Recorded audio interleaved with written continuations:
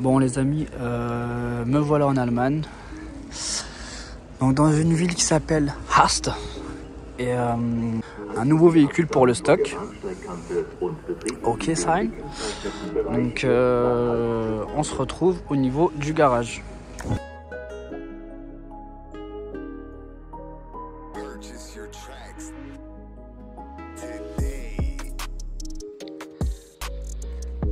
Voilà, donc là je suis chez le fournisseur.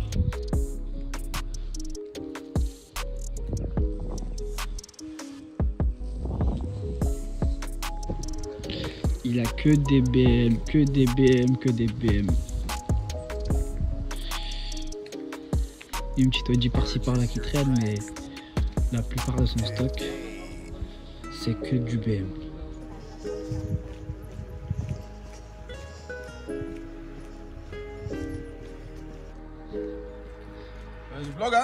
Yeah. Alors là, on est dans la concession de Vive Automobile. Il a des voitures incroyables. C'est que du BMW. Série 5. Break Berlin. Celui-là, il est incroyable.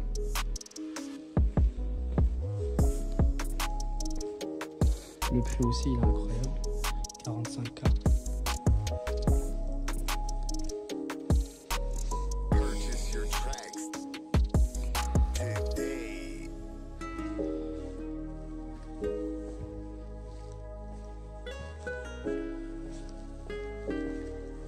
Donc ça, c'est on va dire, c'est la partie showroom intérieure.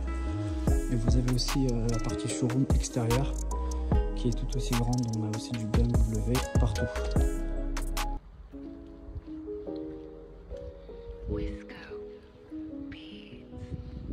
Voilà les amis. Donc voilà les amis, je viens de récupérer une magnifique Twingo 2 RS Gordini. Autant vous dire que là c'est le Graal. Dans les Twingo RS, c'est tout simplement le Graal. Elle est juste magnifique. Magnifique. Il faut savoir que la peinture est d'origine. Donc j'ai fait du coup utiliser un testeur de peinture. Donc la voiture, elle est vraiment dans un état clinique.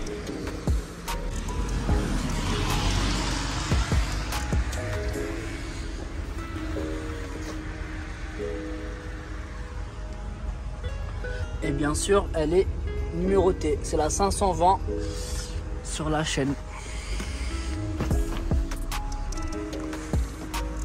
Et regardez-moi l'état des sièges, l'état du volant, les boutons, le lever de vitesse. Tout est parfait. Vraiment. Bon, les amis, là, je viens de lui mettre le plein.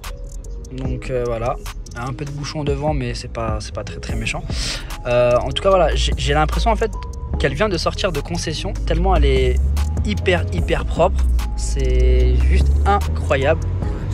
Que ça soit le volant, le pommeau de vitesse, les touches, enfin vraiment tout. Hein, vraiment, ça fait vraiment du bien d'avoir un véhicule comme ça. Bon les amis, là on est sur Autobahn, comme vous pouvez le voir au niveau du compteur.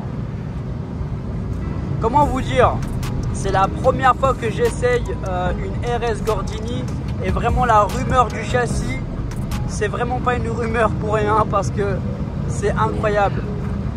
Tu prends un virage à 150, 160 sans aucun souci, c'est pas un 4 roues motrices, c'est un 2 roues motrices à l'avant et tu as l'impression d'être sur un rail quoi. C'est vraiment pas une rumeur.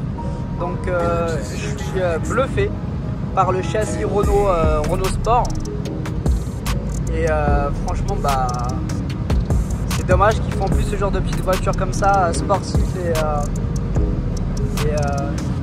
mais bon on verra ce que Alpine va nous réserver pour la suite, mais en tout cas voilà c'est des voitures qui sont rares maintenant. Donc les Gordini phase 1 comme celle-ci. Donc c'est une 2011, elle a 98 000 km, je le rappelle.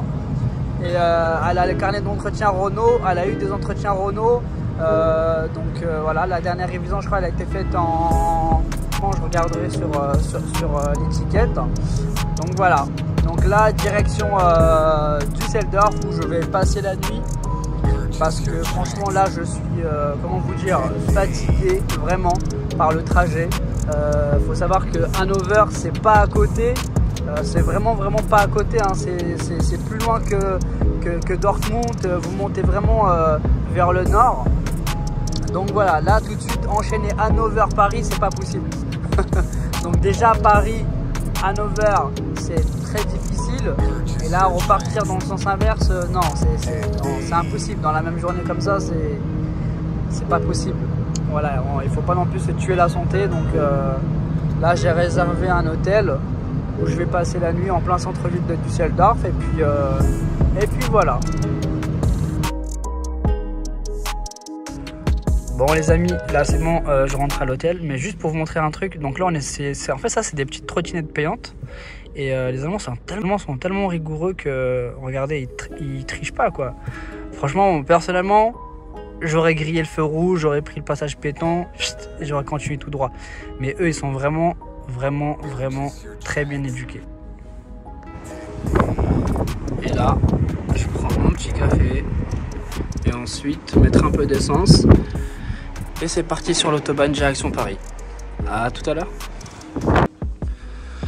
Donc là les amis, c'est parti. Je refais le chemin inverse pour aller du coup au niveau de la Twingo RS. Voilà, réveil matinal. Et c'est très calme. Le quartier est très beau et calme en plus. Donc voilà, c'est parti.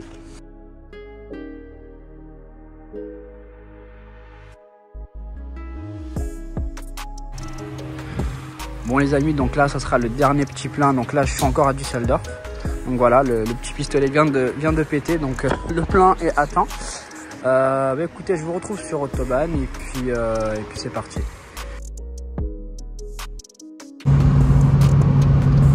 Bon les amis, voilà, donc là on est sur autoroute allemande. Écoutez, vraiment je suis hyper content de la Gordini, je ne regrette pas. Et c'est plus une surprise qu'autre chose, parce que la voiture franchement niveau en termes de performance, il n'y a rien à dire. Vraiment Alona sous le capot. En termes de tenue de route, de châssis, je pense que c'est même pas à revoir, hein. C'est tout simplement l'un des meilleurs châssis de Renault.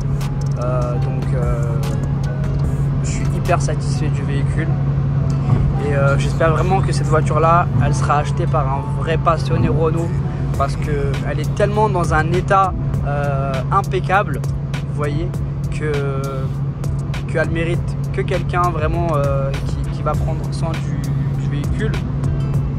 Parce que clairement, déjà d'une, c'est un véhicule qui va prendre de la cote, déjà, premièrement. Et en deuxième point, tout simplement, c'est un véhicule qui est esthétiquement bien fini. Voilà.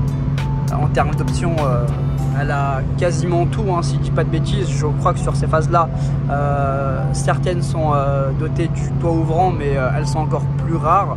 En Gordini, encore plus rares. Voilà. Donc voilà. Mais en tout cas, j'espère tout simplement que le futur propriétaire qui aura ce véhicule prendra soin de ce véhicule là.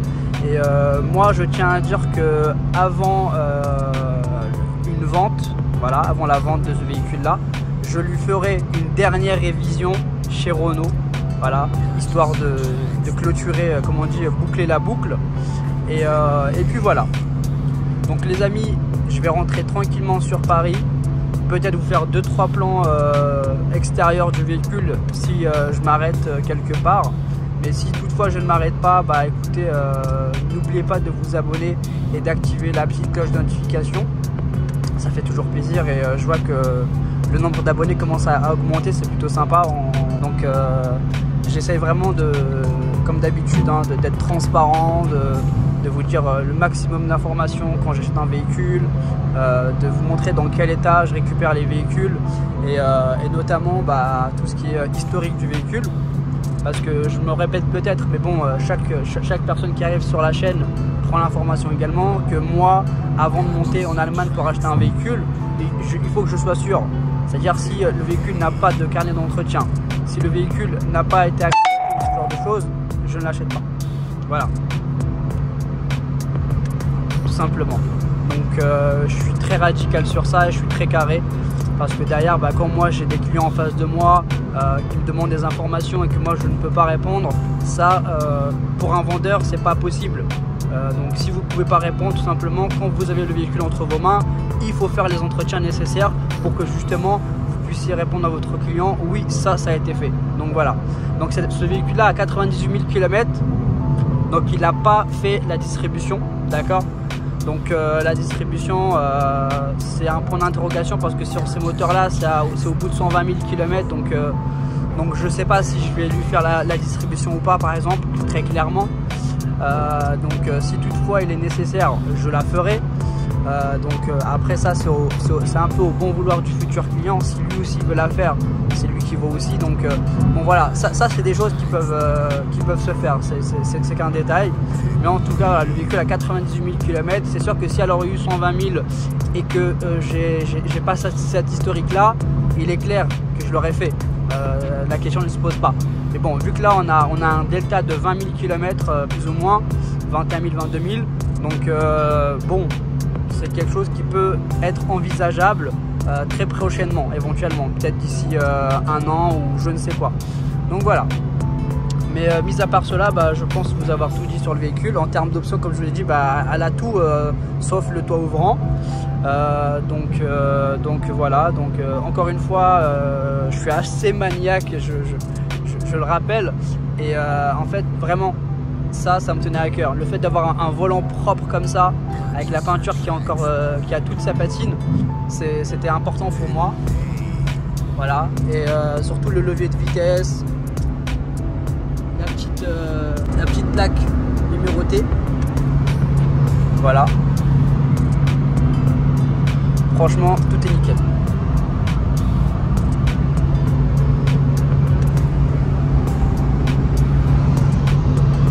Bon, écoutez les amis, je vous dis à tout à l'heure. Bon les amis, je le rappelle, je suis en Allemagne. On va essayer un VMAX avec la Twingo RS Gordini.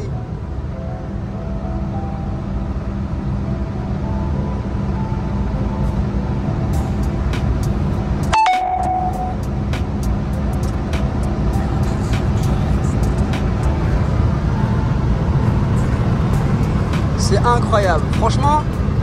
C'est sûr que là elle va pas à 250, mais les sensations qu'on a dans une petite RS Gordini qui est lancée à quasiment 200 km/h, c'est incroyable.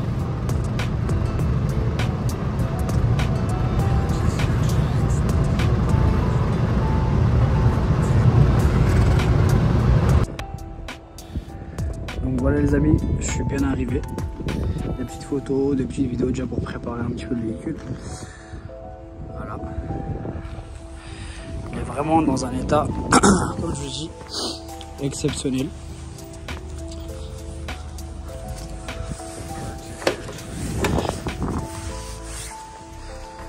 Voilà. Donc les 4 pneus en plus, ça c'est les pneus hiver, donc ils sont derrière, mais les sièges arrière sont dans le même état que à l'avant, c'est-à-dire en très bon état. Donc voilà. Écoutez, j'espère que le vlog il vous aura plu et que comme d'habitude, n'oubliez pas à vous abonner, que ce soit à mon compte Instagram ou mon compte YouTube. Donc c'est toujours, ça fait toujours plaisir et ça m'encourage vraiment à vous faire plus de contenu. À chaque fois vraiment que je monte en Allemagne, j'essaie de faire une petite vidéo propre. De toute façon quand même c'est du temps, c'est du montage, faut vraiment se donner le temps de faire les choses bien. Et du coup voilà, bon écoutez, moi ce que je vous propose c'est de vous dire à la prochaine pour celle-ci ou pour une autre.